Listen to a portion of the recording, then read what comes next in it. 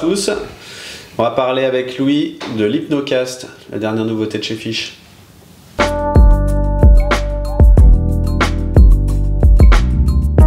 Le développement de casting jig, ça remonte déjà il y a pas mal d'années. Matt, avec Jay, vous avez déjà fait pas mal de protos. Ouais, on a testé plein de choses sur les jigs, leur comportement, les nages, les armements, voilà. Parce qu'il faut quand même dire que c'est un grand classique pour la pêche en mer et ça le devient aussi en eau douce. Donc ça fait quand même partie des leurres à avoir absolument dans nos boîtes pour le multi-espèce et même pour le bar en fait. Et du coup, quand on a commencé à vraiment travailler sérieusement, vraiment à essayer de focaliser un petit cahier des charges sur ce leurre-là, en fait on a réfléchi à qu'est-ce qu'on peut améliorer au casting jig aujourd'hui présent, quoi. Et ce qu'on constatait, c'est que souvent ça s'en mêle au lancer, ça s'accroche rapidement au fond, on a pas mal de pertes, et aussi ça nage pas tout seul, et ça demande des animations qui sont pas toujours bien réalisées par tout le monde. Donc il y avait un petit côté, même si c'est un leurre très simple, qui nage très bien à la descente toujours, parfois il y avait un côté un peu technique à utiliser. Et donc voilà, on a voulu résoudre un peu ces 3 points un peu bloquants pour nous et en faire un jig un peu nouvelle génération, en tout cas un casting jig, un hypnocast à la fiche, quoi.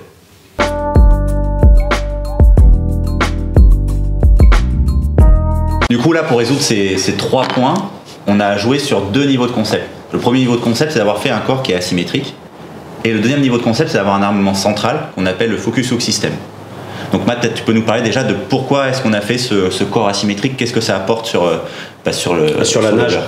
C'est avant tout pour avoir une bonne nage en récupération, puisque l'hypno c'est un casting jig, donc tu le lances et quand tu vas le ramener, il va nager tout seul. Il va toujours on voit il y a une partie bombée ici là qui prend appui sur l'eau et donc du coup le leurre va nager comme ça en prenant appui sur l'eau. Et le poids est plus important aussi dans la partie arrière, donc quand tu vas le lancer, ça va partir mais comme une fusée. Et il est plus important en dessous aussi. Donc il va toujours se tenir de la même façon, et quand il va se poser sur le fond, il va toujours se poser du même côté sur le fond. Et grâce au système de focus hook system là, où on n'a qu'un seul hameçon central, et ce corps asymétrique qui permet à ce qu'on se pose sur le fond, on va beaucoup moins s'accrocher. On va même pouvoir venir lécher les herbiers avec un leurre qui va nager et en passant à ras les herbiers sans s'accrocher. Et ça, bien souvent, ça fait la différence pour prendre des poissons. Et maintenant, on n'a pas peur d'aller pêcher près du fond avec un casting jig, ce qui est super efficace sur énormément d'espèces en fait. Et du coup, quand on pêche, on va prendre contact avec le fond au moins pour savoir où t'es et puis redécoller sans souci. Voilà. Donc ce corps asymétrique permet d'avoir une nage hyper réactive quand on le ramène linéairement. Il n'y a plus besoin de l'animer, le jerker. En fait, un simple linéaire marche bien et à la descente, on va quand même avoir une nage papillonnante. Ça permet de moins s'accrocher au fond parce qu'on a l'hameçon qui est au-dessus et central. Et cet hameçon aussi central là, il a d'autres avantages. Le premier, c'est que déjà au lancer, il remonte pas sur la ligne. Donc quand on lance, on va beaucoup moins s'embêter au lancer. Ça c'est hyper important. Ouais. Et puis il est complètement central. Et donc avec le fait que la plume là soit sur l'hameçon, là quand le poisson va ouvrir la bouche, la dépression fait que l'hameçon va aller directement dans la bouche du poisson. Quand il arrive, il aspire, et en fait qu'il attaque à la tête ou à l'arrière, comme l'armement est central, on avait fait des essais, on a mis double armement par exemple. À 90%, tu prends les poissons sur la plume centrale parce qu'ils attaquent au milieu. Quand la plupart des jigs ont un triple à l'arrière, mais ils s'accrochent un peu par défaut, ils viennent taper dedans et puis tu les accroches un peu n'importe comment. Là au moins, ton poisson est bien piqué, il arrive, il aspire, il a une attaque centrale sur le leurre. Avec la plume, c'est bien absorbé. Une fois qu'il est piqué, c'est bien piqué dans la gueule comme il faut parce que il prend vraiment bien comme il faut. Et c'est plus efficace après dans le combat. Il y a un autre, c'est tout ça, ces petits détails qu'on a mis dans ce produit-là qui font la différence. C'est aussi le lien métallique. C'est pas une cordelette qui tient l'hameçon, l'assiste, c'est métallique. Et du coup, c'est très très souple. C'est très très mobile. Et donc, quand il aspire, et dans le combat aussi, ça tient. Et pourquoi on a fait ça justement? C'est parce qu'on avait remarqué que les assistes faits avec des tresses, on a des résistances qui sont pas toujours très constantes en fait, parce que c'est une tresse qui est ligaturée sur l'hameçon et parfois ça tient super bien, parfois ça ne tient pas beaucoup, ça s'use avec les dents des poissons et du coup là on a cherché vraiment un moyen d'augmenter la résistance, d'avoir une fiabilité à toute épreuve et d'avoir toujours cette mobilité. Et c'est comme ça qu'on est venu à développer ce petit lien métallique là, qui est du coup qui est développé grâce à un nouveau procédé de fabrication là sur une tôle inox. Donc on a largement augmenté la résistance de ce produit là et en développant ce lien métallique, on a également développé Un armement traversant. Un armement traversant, non pas fait avec un fil métallique tordu, mais fait pareil avec une tôle. Et ça fait qu'on a un des leurres les plus résistants de sa catégorie. Voilà. Et on peut aussi ajouter que sur cette tôle, on a quand même prévu un œillet arrière. Pourquoi est-ce qu'on a prévu un œillet arrière? Alors c'est pour deux raisons.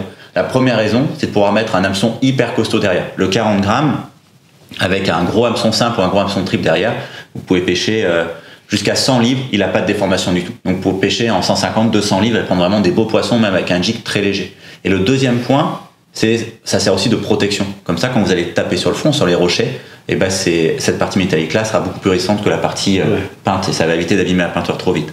Donc en fait, voilà, on a cherché à avoir un leurre qui nage tout seul, qui s'accroche peu, qui focalise l'attaque des poissons, qui s'en mêle pas au lancer, et qui en plus de ça soit extrêmement résistant par rapport à sa catégorie d'origine. Et tout ça mis bout à bout, là, ça nous donne une nage avec la plume, la super naturelle, cet armement central. Tu as un cisaillement entre la nage de la plume, ça apporte du naturel à la fin. C'est pas juste un bout de plomb métallique qui vient bouger dans tous les sens. Il y a ce petit côté plume voilà, qui apporte ce côté naturel et hypnotique dans la nage. Tu vois vraiment ce côté... On avait fait des essais aussi, quand tu mets les doubles plumes, là, t'as l'impression de voir presque un lançon. C'est hyper vivant, hyper organique, quoi, ça...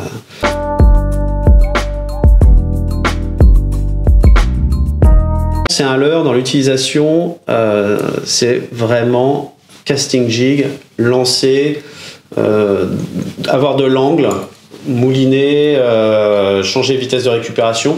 On peut même l'utiliser en traîne jusqu'à 4 nœuds. On voit bien le long du bateau, quand on le met, que ça nage très bien. Mais il faut pas faire des à-coups et il faut pas pêcher en vertical sous le bateau. C'est pas fait pour. Parce que quand on va remonter en vertical, là, il va tourner comme ça. Il faut toujours lui mettre de l'angle parce qu'il faut qu'il ait un appui sur l'eau pour bien nager, pour avoir cette nage hypnotique. Donc c'est lancer, c'est la première chose à faire. Même si on pêche dans 40 mètres d'eau en bateau, il faut lui donner de l'angle, il faut lancer. Et c'est absolument redoutable.